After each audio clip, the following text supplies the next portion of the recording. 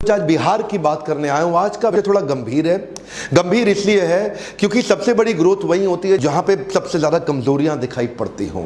देश के अंदर सबसे बड़ी ग्रोथ वही होगी जहां ग्रोथ का सबसे बड़ा गैप बाकी बचा हो। बिहार एक ऐसा राज्य है जहां ग्रोथ का सबसे बड़ा गैप है, जहां पे ग्रोथ की निश्चित रूप से बहुत तेजी से बहुत ज्यादा आवश्यकता है। मेरी जिम्मेदारी बनती है कि मैं उसको केस स्टडी के रूप में आपके सामने प्रेजेंट करूं। 7 बातें बताऊंगा क्यों बिहार इतना पीछे रह गया और क्या किया जाए ताकि बिहार आगे बढ़ सके। देखिए, सबसे पहले तो समझिए, जो हमारे 32-33 राज्य आज हमारे देश के अंदर, यूनियन टेरिटरी मिला करके 33-34, इनके अंदर बिहार का जो पर कैपिटा इनकम है वो लोएस्ट है। क्यों है ऐसा? 31,000 रुपए के आसपास सालाना इनकम है एक व्यक्ति की बिहार के अंदर। ऐसा क्यों है? क्या कारण है कि आज एवरेज इनकम बिहार की इतनी नीचे चली गई है? ये पर कैपिटा इनकम क्या होता है? ये निकाला जाता है एक ही स्थान, एक ज्योग्राफी के अंदर उनकी टोटल इनकम को टोटल पॉपुलेशन से डिवाइड करके। देखिए, ये वीडियो हर एक भारतीय के लिए समझना बहुत ज्यादा जरूरी है कि कुछ राज्य होते हैं जो भारत की इकोनॉमी को, भारत की स्ट्रेंथ को, भारत की उसको आगे लेके जाते हैं, और कुछ ऐसे राज्य होते हैं जो उसकी ग्रोथ डेवलपमेंट को नीचे घसीट रहे हैं, नीचे लेके जा रहे हैं। क्या कारण है इसका? कारण क्या है? क्यों ऐसा बोलते हैं? मतलब बिहारी शब्द को गाली की तरह क्यों प्रयोग किया जाता है? ये क्यों प्रतीकात्मक हो गया? बोलते हैं एक बिहारी 100 बीमारी। बिहारी की शक्ल के हट, बिहारी की शक्ल के हट। अरे, जब विदेशों की तो आप बहुत बात करते हैं आज हमारे देश में बैठ के कि जी हमारे साथ डिस्क्रिमिनेशन हो रहा है, भेदभाव हो रहा है अमेरिका यूरोप के अंदर, लेकिन अपने ही लोगों का, अपने ही साथ में, अपने ही प्रेमी पड़ोसियों का आप भेदभाव करते भी हैं, उनका मजाक भी बनाते हैं। ये कारण क्या है? पर देखिए, फ्रूट्स तब तक नहीं मिलेंगे जब तक रूट्स ठीक नहीं होंगे। आज रूट्स की बात करता हूं। इच्छा तो रहता है कि बहुत डिटेल में आपको एनालिसिस दूं, पर वीडियो लंबा होता है। मेरा पहला पॉइंट लीजिए, ज्योग्राफिकल डिसएडवांटेज। एक तो ये एक लैंड लॉक स्टेट है। लैंड लॉक स्टेट होने के कारण इसके पास एक इंटरनेशनल ज्योग्राफिक लोकेशन का एडवांटेज नहीं है, जिसको क्या बोलते हैं आप, एक या तो देखो कोस्टल रीजन में होता। अब कोस्टल रीजन के अंदर सबसे पॉपुलर स्टेट हमारे देश में गुजरात और महाराष्ट्र है, जहां से इंटरनेशनल बिजनेस बहुत तेजी से सी के थ्रू, पोर्ट्स के थ्रू, बड़े पॉपुलर पोर्ट्स हैं उनके। इसके बाद सदर्न स्टेट्स में भी है, जैसे कर्नाटका, केरला, आंध्रा, तमिलनाडु। लेकिन बिहार को पूरी तरह से लॉक कर दिया। अगर खुलता भी है इंटरनेशनल साइड में, ओपनिंग भी है, तो वो नेपाल पे है। हाँ, हम तो डूबेंगे सनम, तुम्हें भी ले डूबेंगे। अब इसके कारण ग्लोबल एक्सेस मिलता नहीं है, ट्रांसपोर्टेशन कॉस्ट बढ़ जाती है। बिहार का एक रीजन ऐसा है जहां सूखा पड़ जाता है, दूसरा रीजन ऐसा है जहां बाढ़ ज्यादा आ जाती है। अब क्योंकि इसके कारण लोगों को बिहार छोड़ के बाहर निकलना पड़ता है अपनी लाइवलीहुड के लिए। अगला पॉइंट है नो मेजर इंडस्ट्री। बिहार के अंदर कोई बड़ी इंडस्ट्री है ही नहीं। कोई बड़ी इंडस्ट्री अभी भी ब्लू चिप कंपनी के अंदर, हिंदुस्तान यूनिलीवर के अलावा बड़ी कंपनी इस समय बहुत ज्यादा इन्वेस्टमेंट बिहार में करना ही नहीं चाहती। आप समझिए बात को कि बंगाल से, उत्तर प्रदेश से, मध्य प्रदेश से ट्रक भर भर के माल आता है, लेकिन वो ट्रक वापस खाली जाता है। कम ऑन, वापस खाली जाता है। यहां से, बिहार से कुछ बाहर नहीं जा रहा। बिहार बाहर से माल ले रहा है, दे नहीं रहा कुछ भी। पहले शुगर मिल्स और फर्टिलाइजर्स के प्लांट्स हुआ करते थे। इकोसिस्टम कमजोर होने से कंपनीज ने लॉसेस करना शुरू किया, वो भी बंद हो गई। लोग बाहर जाने लगे छोड़ के। नेले पे दहला तो तब हो गया कि जब झारखंड बिहार से अलग हुआ। जैसे ही झारखंड बिहार से अलग हुआ, मिनरल रिच कंपनी, सारे बड़े कॉर्पोरेट, जितनी भी माइनिंग होनी थी, सब झारखंड में निकल गया। बोकारो हाथ से निकल गया, टाटा नगर, जमशेदपुर हाथ से निकल गया। अब तो कुछ मिनरल भी नहीं बचा बिहार के। तो बिहार बेचारा दब गया। तीसरा पॉइंट है फ्रेट इक्वलाइजेशन पॉलिसी। ये 1950 के दशक में आया था और 1990 के दशक तक रहा। फ्रेट इक्वलाइजेशन पॉलिसी के हिसाब से, तब उस समय झारखंड बिहार जब एक ही था ना, तो जितना भी मिनरल निकलता था उसको ट्रांसपोर्ट करके अपने स्टेट में लाने के लिए सेंट्रल गवर्नमेंट ट्रांसपोर्टेशन पर सब्सिडी देती थी। तो बड़ी कंपनी, इंडस्ट्रियल लोकेशन और कोस्टल ट्रेड हब वहीं रह के अपनी कंपनी रन करते थे, वहीं अपने मैन्युफैक्चरिंग सेटअप, वहीं अपना सारा काम लगाते थे। और मिनरल उठा करके, जो मिनरल रिच प्रदेश था जिसको बोलते हैं बिहार, जब झारखंड भी एक ही था, तो यहां से मिनरल उठाया और वहीं ले गए। अरे भाई, करना क्या चाहिए था? इनको इंसेंटिव देना चाहिए था कि तुम बिहार में ही अपनी कंपनी सेट करो। पर ये क्या करते थे? इनको ट्रांसपोर्टेशन के ऊपर दे दिया इंसेंटिव कि उठाओ माल, बिहार से लेके बाहर निकल लो। सब आए, माल उठाया, बिहार से उठा के लेके सब बाहर निकल गए। अब बिहार का माल लेके सब चले गए बाहर। अगर वहीं फैक्ट्रियां लगा दी होती तो बिहार में आ जाती एम्प्लॉयबिलिटी। इधर का ना कल्चर बदल जाता। यहां पे एजुकेशन और एम्प्लॉयबिलिटी दोनों कम रही, इसीलिए इनकी नेशनल अर्निंग के मुकाबले बिहार की अर्निंग बहुत कम रह गई। मिनरल रिच स्टेट होने का कॉम्परेटिव एडवांटेज होते हुए भी इसको 1993 तक लूटा गया है। चौथा मेरा पॉइंट है, frog in the pond think it's an ocean.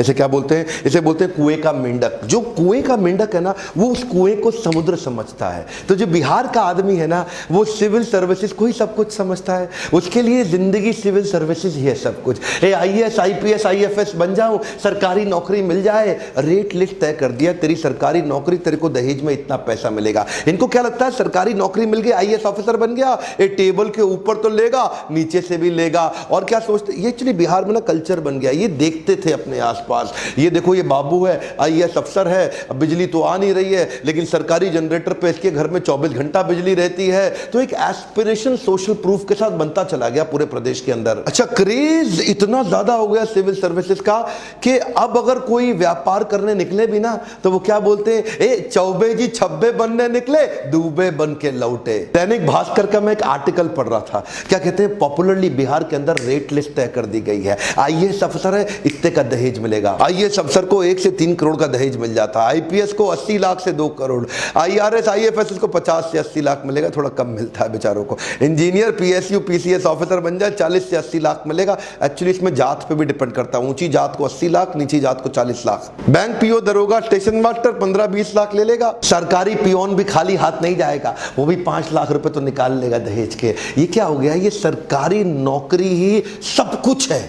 एक बिहारी आदमी के लिए वो क्या कहते हैं, कहीं सूखा कहीं बाढ़, ना मिले नौकरी ना व्यापार, तो सरकारी नौकरी सब कुछ है। अभी बिहार को मैं और समझ ही रहा था कि इतने में किसी ने मुझे डाउरी कैलकुलेटर पे दिखा दिया। उसमें अपनी उम्र लिखो, कास्ट लिखो, क्या हो तुम, और उसके बाद लिखो प्रोफेशन कैसा है, मंथली सैलरी कितनी है, कहां पे काम कर रहा है, दिखने में कैसा, गोरा चट्टा काला, हाइट कितनी है, पहली शादी है कि दूसरी शादी है, माता पिता क्या करते हैं। इससे क्या होगा, आपका डाउरी कैलकुलेटर निकल के आ गया कि कितना दहेज मिलेगा। इन्हीं चीजों ने मार दिया है हमारे देश को। आज भी हमारे देश में ऐसे संस्कार है कि दहेज की कमाई पे लाट टपकती है कि तेरे को कितना मिला, मेरे को कितना मिला, गाड़ी कौन सी आई। मेरा 5वां पॉइंट है, Bihar is famous for caste politics. Caste politics का मतलब क्या हुआ, इधर कास्ट पॉलिटिक्स ज्यादा चलती है, डेवलपमेंट पॉलिटिक्स कम चलती है। अच्छा देखो, हर चीज के फायदे नुकसान भी होते हैं। कास्ट पॉलिटिक्स का कुछ फायदा तो है। फायदा यह है कि पहले यहां पे जो ऊंची कास्ट होती थी वो नीचे वालों को बहुत दबाते थे पैसे से। अब वो उनको पैसे से दबाते थे, तो ये सोचे कि हम लोग जो है ना सत्ता की पावर से, पॉलिटिक्स की पावर से अपने आप को खड़े करें, हमारे पास पैसा नहीं है। तो ये छोटी छोटी कास्ट के लोग इकट्ठे हुए और इन लोगों ने अपने आप को ऊंची जात के लोगों के सामने अपने आप को ताकत से खड़ा किया। तो कुछ फायदा होता है, निश्चित रूप से होता है। पर जब 91 के बाद लिबरलाइजेशन आया ना देश के अंदर, उस समय बाकी सारे राज्य सोच रहे थे कि हमारे को इंटरनेशनल फंडिंग मिले, अपने फॉरेन इन्वेस्टमेंट्स आ जाएं, अपने लिबरलाइजेशन का फायदा उठाएं, धंधा व्यापार बड़े करें। और ये लोग कास्ट के चक्कर में फंसे रह गए। यहां पे ग्रोथ पॉलिटिक्स हुई नहीं, यहां पे डेवलपमेंट पॉलिटिक्स की बात नहीं हुई। आज मैं किसी को ठेस नहीं पहुंचाना चाहता, पर कोई डेटा बताऊंगा। ये सब कास्ट के चक्कर में बिहार एक अनस्टेबल गवर्नमेंट की तरह रह गई। 70 सालों में 40 बार तो सत्ता बदली, 23 अलग अलग मुख्यमंत्री आए 70 साल के अंदर। एक मुख्यमंत्री को एवरेज 1.5 साल से ज्यादा मिला नहीं। यहां पे बात केवल जात पात की होती रह गई, डेवलपमेंट हुआ नहीं। एक्चुअली क्या सोचना चाहिए कि केवल मेरी कास्ट नहीं, अगर पूरे राज्य में खुशहाली आएगी तो फायदा सबका होगा। गोल्डन स्टेटमेंट को पकड़ लीजिए, अगर खुशहाली आएगी तो फायदा सबका होगा। जब पूरा बिहार ग्रो करेगा तभी फायदा होगा। उसको बोलते हैं इंक्लूसिव ग्रोथ। अगला पॉइंट है population growth rate and literacy growth rate. क्या मतलब हुआ इसका, यहां का जो पॉपुलेशन ग्रोथ रेट और लिटरेसी ग्रोथ रेट है, ये आपस में मिसमैच कर रहा है। लिटरेसी बढ़ नहीं रही है, फर्टिलिटी रेट सबसे ज्यादा है। फर्टिलिटी रेट का मतलब है एक माँ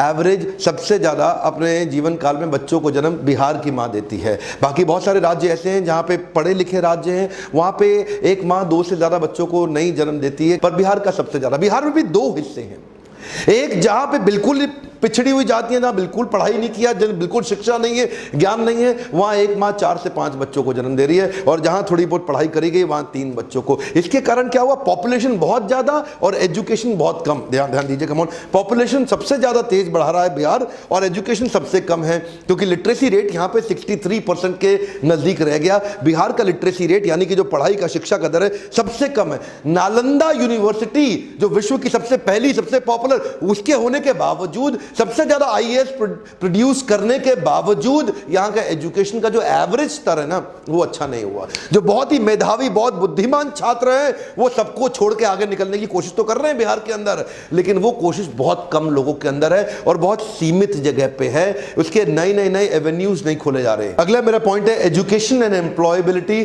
is directly proportionate to earnings. इसका क्या अर्थ हुआ, समझिए बात को। पॉपुलेशन से असर आता है एजुकेशन पे, एजुकेशन से असर आता है एम्प्लॉयबिलिटी पे। अब क्योंकि पॉपुलेशन बहुत ज्यादा है तो एजुकेशन उतनी हो नहीं पा रही है कवर, और उसके कारण एम्प्लॉयबिलिटी नहीं आ रही, क्योंकि स्किल बिल्डिंग एक्चुअल बिहार के अंदर जितनी होनी चाहिए थी वो हुई नहीं। अब थोड़े से कुछ आंकड़ों को देखते हैं इस पर कैपिटा इनकम के चार्ट को। 1950 से 51 तक बिहार का 204 रुपए था और पूरे देश का 265 था। 2013 तक बिहार बढ़ के 28,000 तक पहुंचा, लेकिन इतने में भारत बढ़ के 75,000 पे पहुंच गया। जिस स्पीड पे पर कैपिटा इनकम बिहार में बढ़ती है उससे कई गुना ज्यादा स्पीड पे ऑल इंडिया एवरेज आगे बढ़ जाती है। उनमें भी कुछ स्टेट्स हैं जो बहुत तेज आगे हैं, जैसे कि गोवा है और यूनियन टेरिटरीज में दिल्ली है। उसके बाद सिक्किम, हरियाणा, केरला, महाराष्ट्र, कर्नाटका। यहां पे एवरेज आदमी की इनकम बहुत अच्छी, लेकिन बिहार में एवरेज इनकम केवल 31,000 रुपया रह गई साल की। सिर्फ समस्या ही नहीं है, बहुत सारी अपॉर्चुनिटीज भी हैं, लेकिन यहां एजुकेशन पे फोकस और एटीट्यूड का बदलाव बहुत जरूरी है बिहार के अंदर। अनिल अग्रवाल तो आप जानते ही है ना, वेदांता ग्रुप के मालिक, केन्स वेदांता, आज one of the top 10 Indian rich people इनकी लिस्ट में इनका नाम आता है। ये बिहार से निकल के आए हैं। रविंद्र कुमार सिन्हा को नहीं जानते आप? SIS सिक्योरिटी इंटेलिजेंस सर्विस, सबसे बड़ी देश की सिक्योरिटी कंपनीज, इनके IPO भी निकले और इनफैक्ट इनकी कंपनी बहुत तेज ग्रो कर गई। बहुत सारे ऐसे व्यापारियों को जरूरत है जो एम्प्लॉयबिलिटी जनरेट करके दे सके। वो मानसिकता से बाहर आना है कि भैया सरकारी, मेरे को तो सरकारी, इस मानसिकता से बाहर निकल के वो सारी बिजनेस और ग्रोथ अपॉर्चुनिटीज प्रोड्यूस करनी है। सबसे ज्यादा ग्रोथ वही होगी, लेकिन मैं वहां ध्यान देना चाहता हूं जहां कोई ध्यान नहीं देना चाहता। इसलिए मैंने बिहार पे केस स्टडी बनाया। क्यों नहीं बिहार, जो पंजाब से आगे हुआ करता था एक समय पे, आज पंजाब 3 गुना ज्यादा इकोनॉमी ग्रो कर गया बिहार के मुकाबले पिछले 40-50 सालों के अंदर। क्यों हुआ ऐसा? आज एवरेज एज के मुकाबले में बिहार में यंगेस्ट पॉपुलेशन है। सबसे ज्यादा यंग पॉपुलेशन पूरे देश की आज बिहार में मानी जाती है। इतना यूथ है। सबसे ज्यादा हार्ड वर्किंग पॉपुलेशन के मामले में बिहार का नाम आता है। बिहार में बहुत सारी अपॉर्चुनिटीज और पॉसिबिलिटीज है, बहुत सारी ग्रोथ की। पहला मेरा आपको केवल ये सुझाव है, अपने होराइजन को बड़ा करें और पॉसिबिलिटी